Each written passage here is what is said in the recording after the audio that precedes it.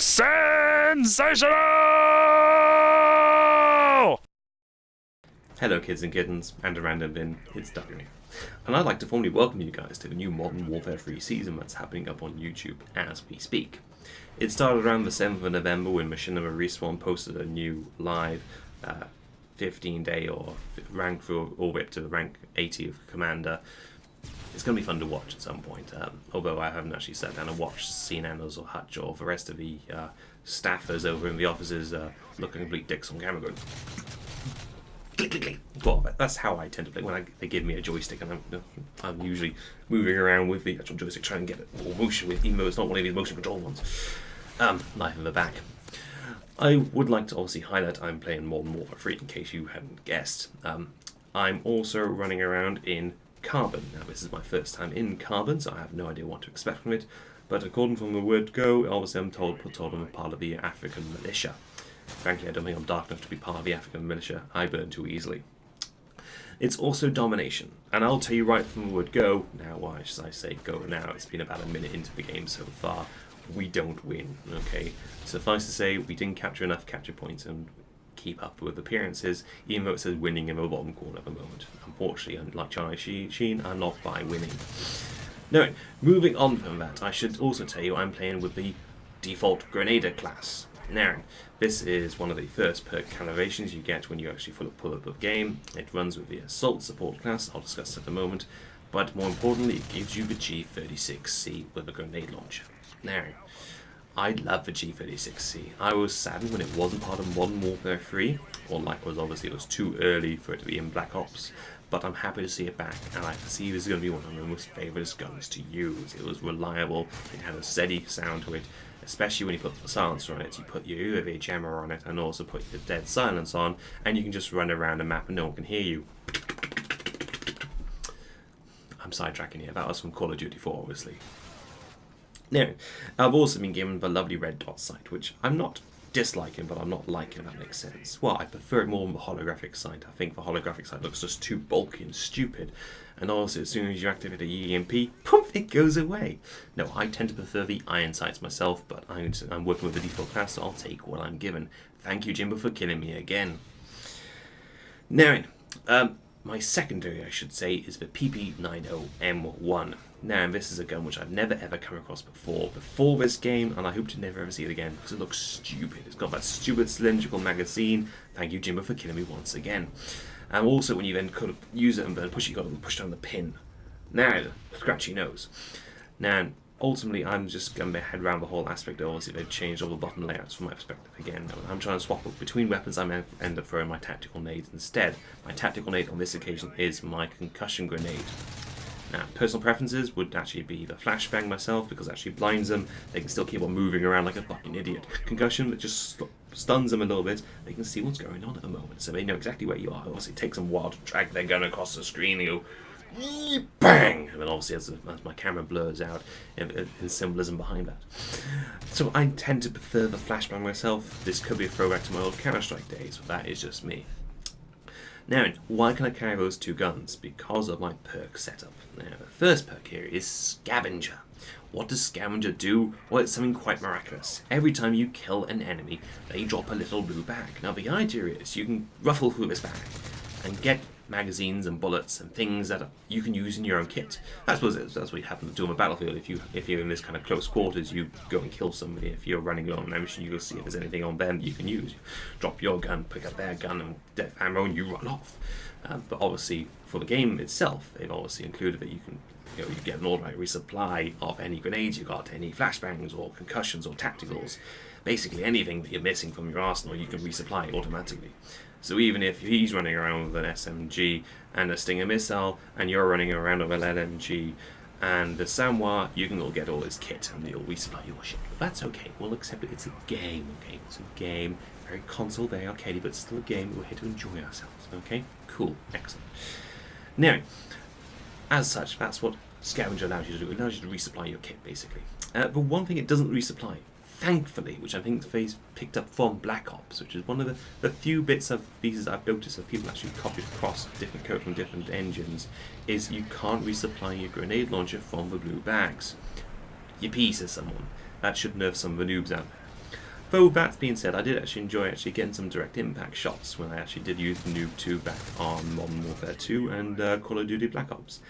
But that said, it does feel like a grenade launcher has been nerfed at this end.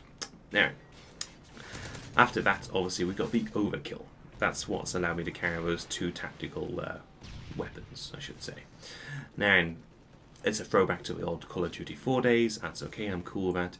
Technically, I prefer to use the overkill if I can't use any of the other second tier perks. Generally, what I tend to use with the overkill is I tend to take 2 LMGs into the kill house and it's actually quicker to swap your weapon than it is to try and reload it mid-session, so swap it out. And also you then go run off to a quiet point on the map and reload both your guns. That's like you have the map for about 10-15 seconds, but you've just laid down a whole shitload of bullets and they're all dead. That's me cool with, so that's okay. Whether I use overkill in this game from here on outwards, I doubt it. I accept it's a perk that been given as a default pass. I don't think I'll choose to use it.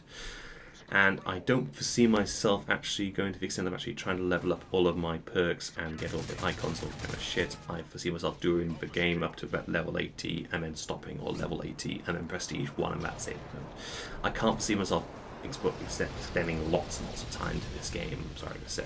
Activision, you've done a nice job, it looks very nice, it looks a lot like Modern Warfare 2, I won't deny that. But I got other games I'd rather play at the moment, that's it sounds. I've got, with my guildies, we've got Battlefield 3 going, which I'm liking. I'm still technically at level 10, even though I've been at that for about a week now, where I've only just got Call of Duty, and I'm already at level 10 now. So there's a little bit of difference in the learning curve, shall we say. Also, the playstyle's different. Likewise, Minecraft is also distracting me a lot as well, so I do apologise for that. Dougancraft has just gone up on Machinima Realm shortly. I sent it over to him and I've been told they'll go from the 14. So it's personally gone up myself on my own network. It's going on Realm shortly. Now, back to what I was discussing. Obviously, the third perk we got, which is steady aim. Now, you could argue you shouldn't really need steady aim when you've got a gun with a red dot sight. Although, technically, given that I would just be EMP'd, now is probably the best time to start using the steady aim. Okay, that said, it's 2 chains of thoughts. It's designed more for the runner and the gunner.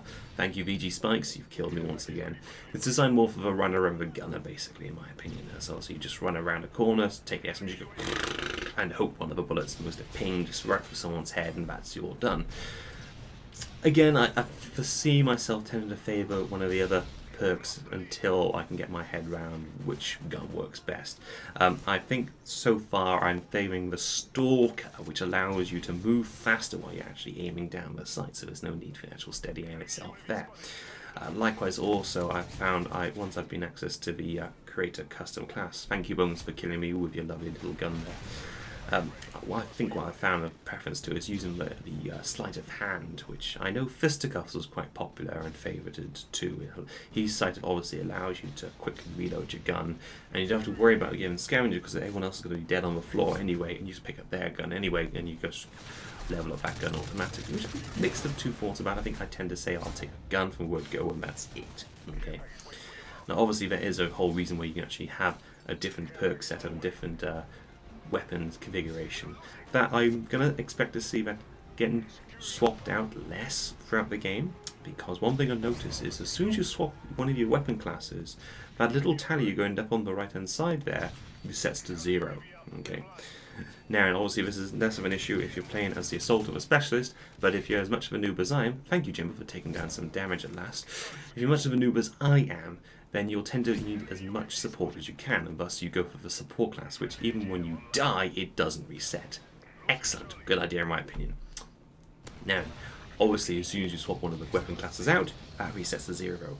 Bad idea, in my opinion, but obviously how it is, you could be swapping from a support class to an assault class, so you've got to start it from 0. Argument. That's the argument I would imagine. Theorizing here, obviously. Now, I'm about 9 minutes in so far. 9 minutes in.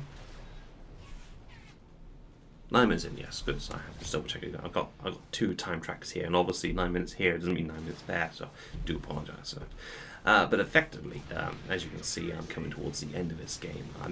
I've just managed to finally get my first care package drop, which took me long enough to get hold of. And you watched me run around with it. It took me until my fourth kill there.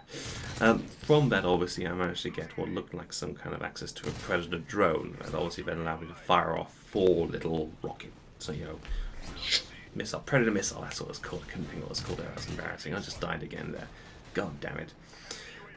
It's annoying when that happens. Anywho, game is starting to wrap up to a close. Yeah, as you can see, we're on 171 to 197, and I'm just literally running around thinking, can we get this back? And then obviously realize we get to like 199. I'm thinking, no. Oh well, GG, GG.